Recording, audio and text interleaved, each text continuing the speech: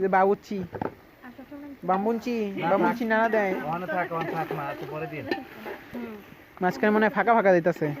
সমস্যা নেই, ঠিক আছে। আদা রসুন দিয়ে লাগবে। বিসমিল্লাহ।